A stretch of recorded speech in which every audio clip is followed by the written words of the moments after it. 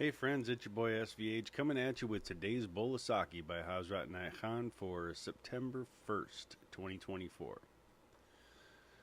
Joy and sorrow both are for each other. If it were not for joy, sorrow could not be. And if it were not for sorrow, joy could not be experienced. Mersha goes on to say, life is differentiated by the pairs of opposites. If there was no pain, one would not enjoy the experience of joy. It is pain which helps one to experience joy. Everything is distinguished by its opposite. The one who feels pain deeply is more capable of experiencing joy. And personally, if you were to ask me about pain, I would say that if there was no pain, life would be most uninteresting to me. For it is by pain for it is by pain the heart is penetrated, and the sensation of pain is deeper joy. Without pain, the great musicians and poets and dreamers and thinkers would have not reached that stage which they reached from which moved the world. If they had always had joy, they would not have touched the depths of life. There is the sun and there is the moon. There is the man and woman. There is night and there is day.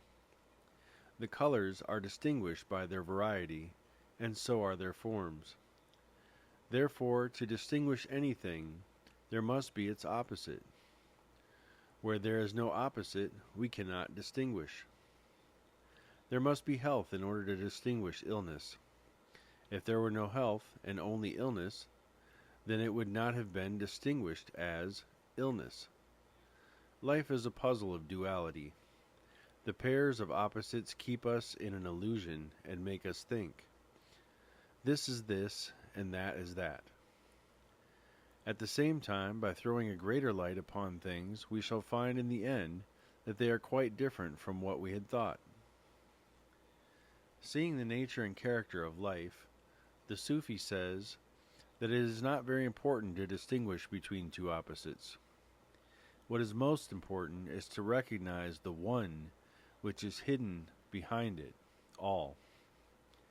Naturally, after realizing life, the Sufi climbs the ladder which leads him to unity, to the idea of unity, which comes through the synthesis of life by seeing one in all things, in all beings.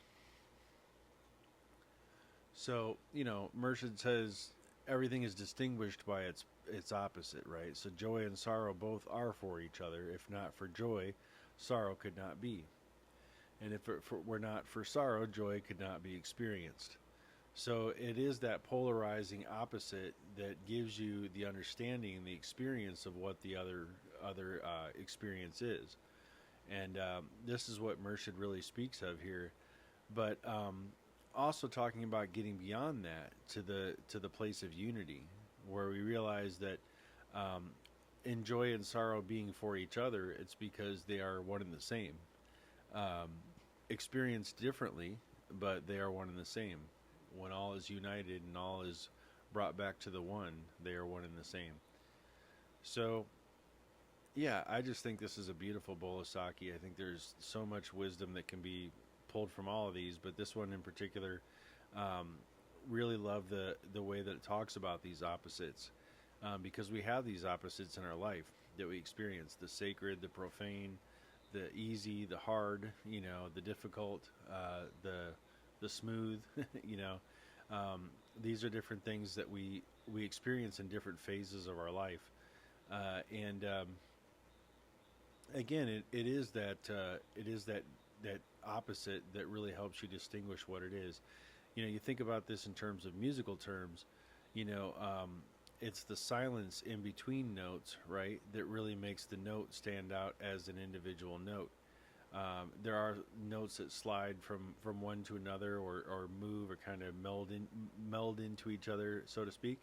But it's that silence in between that really gives them that characteristic and that difference. And it's the different notes that come together to make different harmonies and different vibrational qualities that they can't make on their own too. So this is where everything kind of is strung together, whether it's seems different or it's all part of the same.